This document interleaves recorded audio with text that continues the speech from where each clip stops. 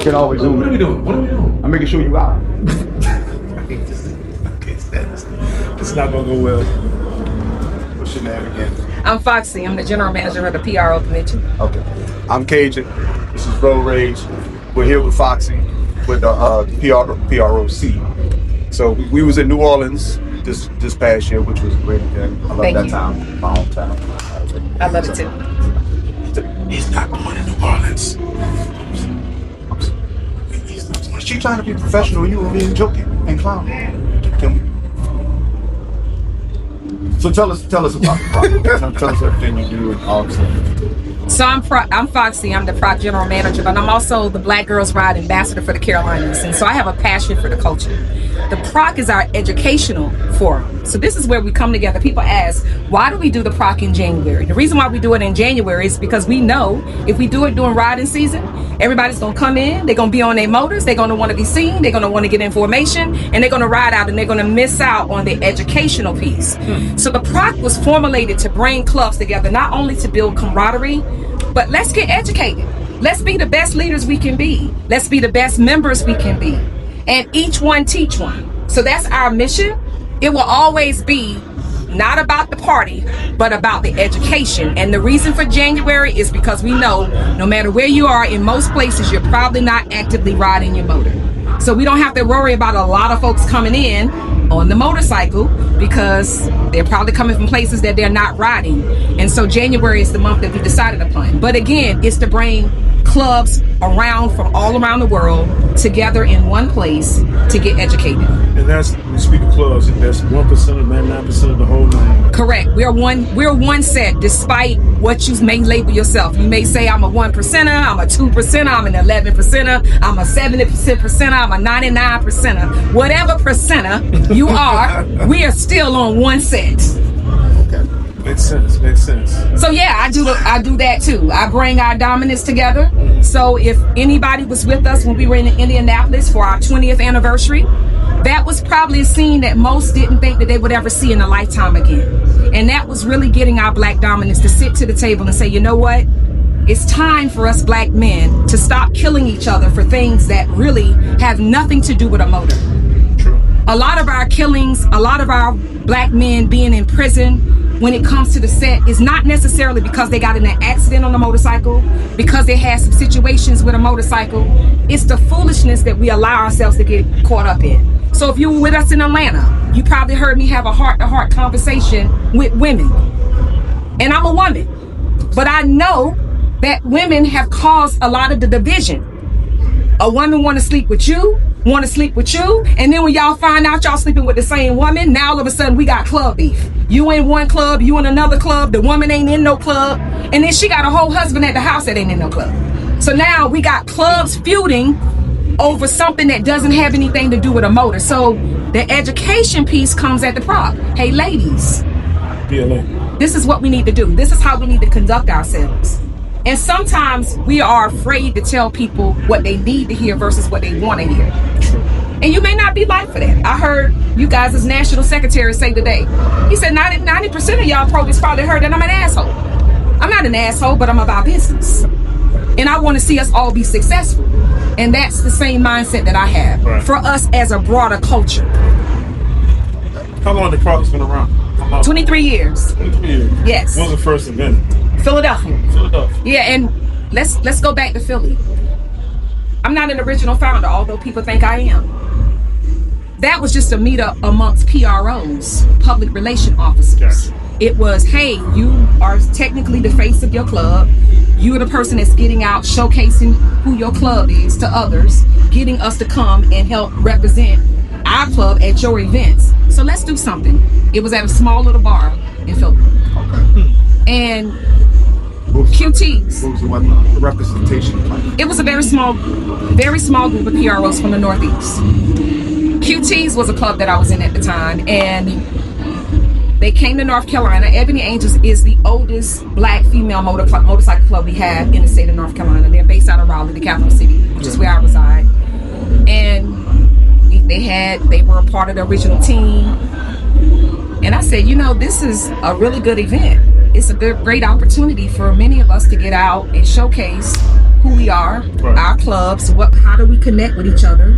This is how you build real relationships on ground, on the slab when you're out there.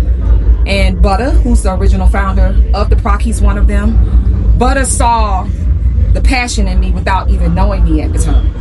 And so he and I had a conversation and I became a team leader. So a team leader is a person that pretty much comes and invites you all to come to the PROC. Okay. Hey, come to the PROC. This is what you can experience. This is what we have to offer. Would love to have your club represent at the PROC amongst some other clubs, get to know each other. And we have a big family reunion where we start to network across the country with other clubs that you may not see all the time. And I was that team leader. Okay. And you know, I got on board with some other team leaders and we had like friendly feuding going on. Hey, how many registrations you get this month? Oh, you got 30. You got 50. Oh, I'm about to beat that. I'm gonna beat that number. I'm gonna get about 70 people. We gonna be live and popping. But it was friendly. Hey, this is how you encourage each other to market. So now when you fast forward to today, I went from being a team leader, which is ground zero, entry level, to now being the general manager. Most people think that I'm a founder, that I've been in this role the entire time. Not so much. It's you watch and you see and you bring your talents to elevate the platform. You don't want this to be bigger than you being bigger than the program. You come in and you offer what your strengths are to an organization. But you shouldn't come in. It was never me coming in to aspire to be the general manager. It was me coming in offering my talent as a team leader, being that marketing person to bring us together. Because I truly believe that when we know better, we do better. And if you're riding across the country, you should be able to pick up a phone no matter what city or state you're in with a fellow biker and say, hey, I'm coming through. Or on those facts, I'm coming through, or either something happened, I need your assistance. Correct. Yeah. Correct. I can tell you that Buffalo Soldiers, you stand on business on that. Most recently, 2-3 months ago, my son was battling pneumonia. He's stationed at Fort Bliss in El Paso, Texas. Right. That's where your national president is. Motown, right. Yes. He and Desert Diva came through for my son. I was in North Carolina when I got the call that Ma could barely hear my son speak. Motown, without asking, what nephew need? Send me the address. He and Desert Diva. Even now, she said, hey, nephew need a meal cooked for him? I said, he actually right now, he in Fort Knox, he in Kentucky right now for training. But that just goes to show you when you build relationships with people genuinely, when you need them, they're going to be there for you and you should be there for them. That's what it's about. And that's what the PROC does. It's building community. So it's not us trying to have anybody feel like they're better than the next one. We're all equals in this thing, despite what title you may have. Because I tell everybody that $5 patch means nothing if you don't put in the work. It's true. Man, last year, I offered, your second time. Yeah, My first time going to New Orleans, and I was impressed. Thank you. We work very hard. I was in Atlanta. My first one was in Atlanta. So you heard the speech from the stage about the women. So just to bring you up to speed, and I'll give it to your audience again. The speech at Atlanta was this. Ladies, these dominants were sitting to my left. I said, these dominant guys are feuding at times because of you ladies. You sleeping with this man in this dominant club, you sleeping with this man in this dominant club, and then you got a whole husband that's at the house that's not in a club.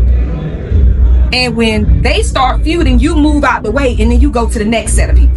That's not fair to these gentlemen. Gentlemen, I need you not to make that your club business. That's not a club problem. That's your personal problem. So those domestic situations, those are not club business. That's not club business. Don't use your club and commingle it with domestic issues. How can you stand on business when you're doing messages? Correct. Presidents, and I'm going to tell your audience this. Presidents, if I'm stepping on your toes, it's done deliberately. Presidents, you cannot be a messy president and do things that you don't want the rest of your body to do. Because you have to be the example.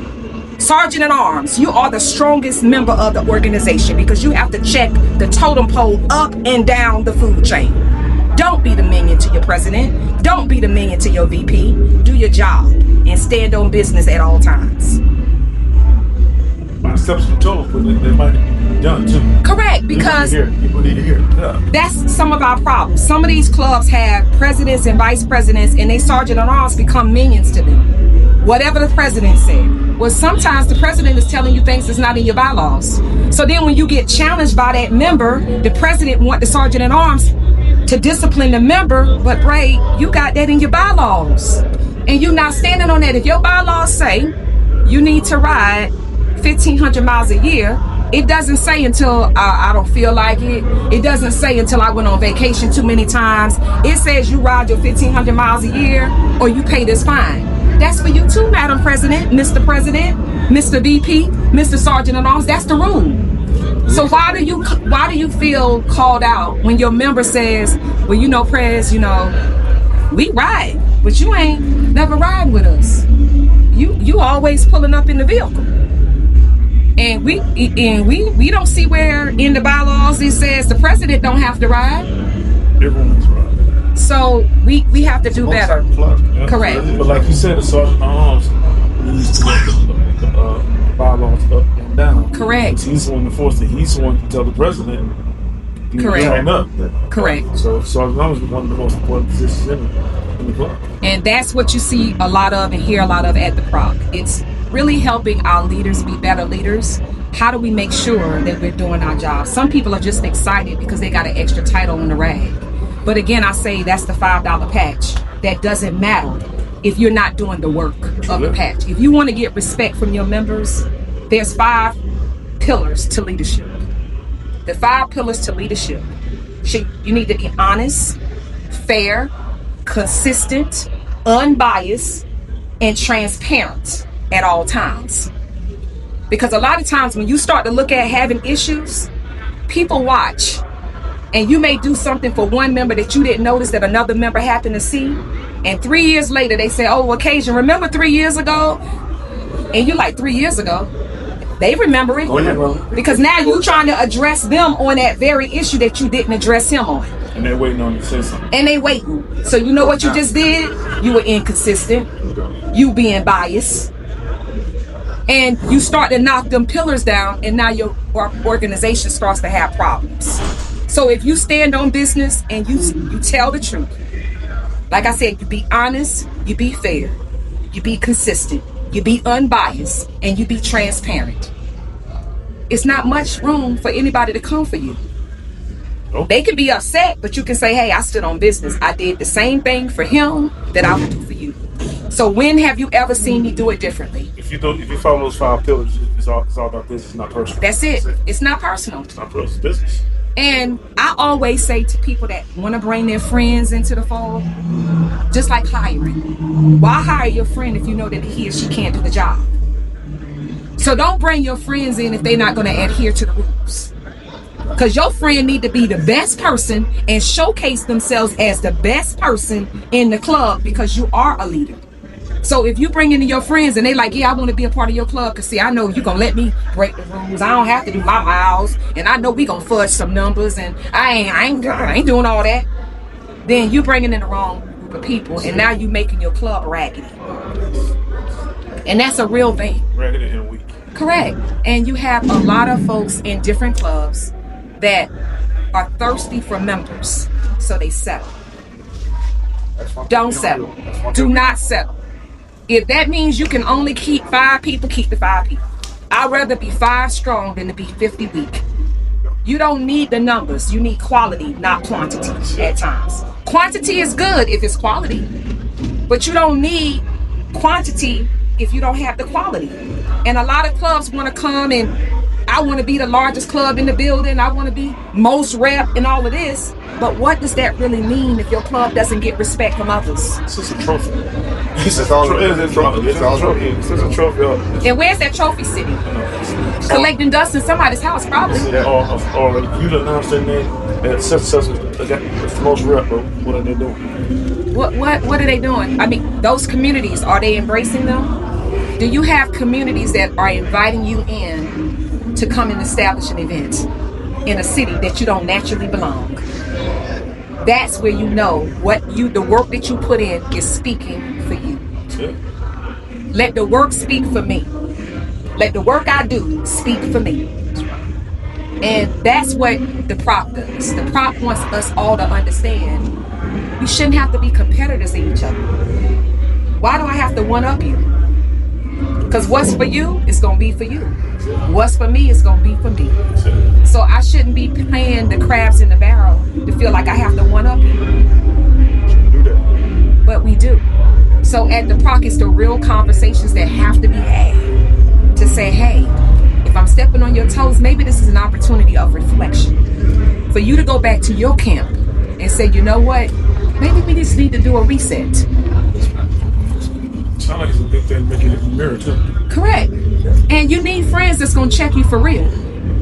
You know, don't always tell your friends what they want to hear. Sometimes you have to say, hey, Cajun, let me holler at you for a minute. Excuse us, we're going to go over here and have this conversation. Now, it's not for me to come back and tell you, Right. but Cajun, know it's coming from a good place. Now, if I want to be messy, now I'm going to wait till we got a crowd of people, and then I'm going to try to blurt what I got to tell him out, and that's not cool. That ain't business. That's not cool. You're disciplined in private. Praise God. That. Did y'all hear what he just said? You discipline In private. and you. Praise in public. That's right. I saw it. You told him I that? saw it. See, that's what I'm talking about. Each one teach one. That's each Don't one. Each one teach for real, one. Don't play that. Oh, okay. You don't give him no credit for that? No, You don't give him no credit. okay. What's up? What's up? No, the master, the socks. Oh, the socks. The junk socks. So, these are the infamous Foxy junk socks. A lot of times you see me, I'm walking around with socks that have different things on it. These are just my junk socks that I just like to wear. I have some that represent the black culture. So I have Juneteenth socks. I have my OES socks. There's a number of different socks that I have. So at the PROC, I got some things for you if you're coming to the PROC January the 14th through the 17th in Greensboro. I need to give you that plug.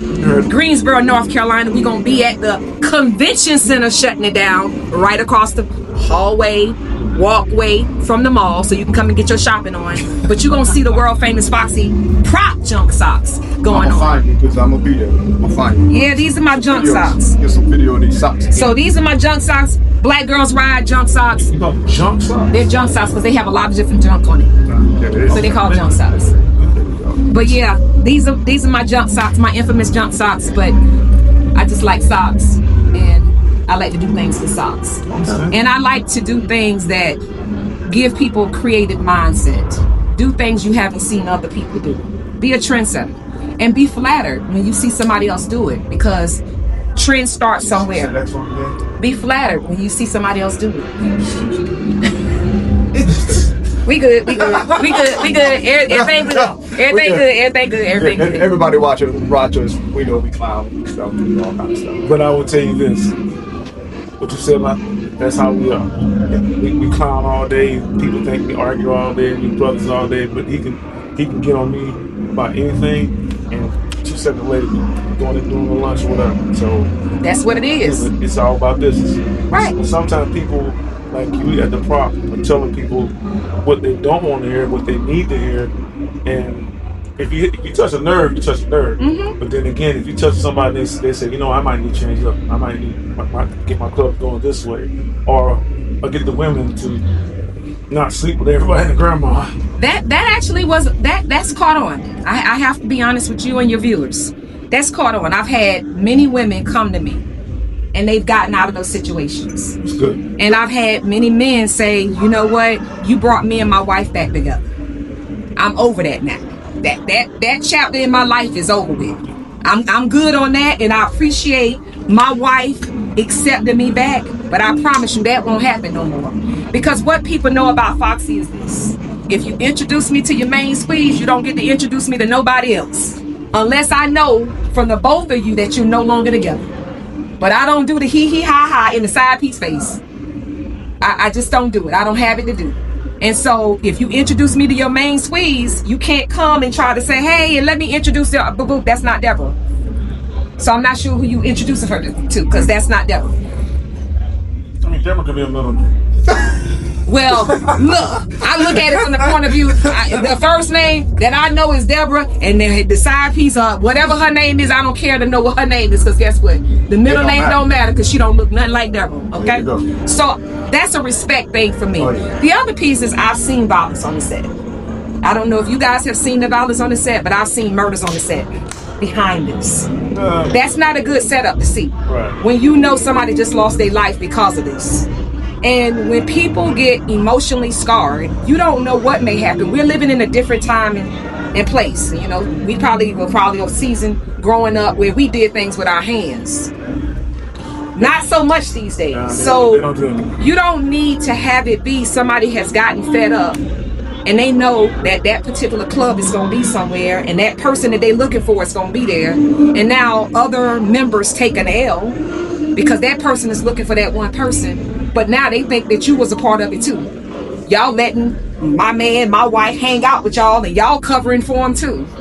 It's a bad position to put your club in.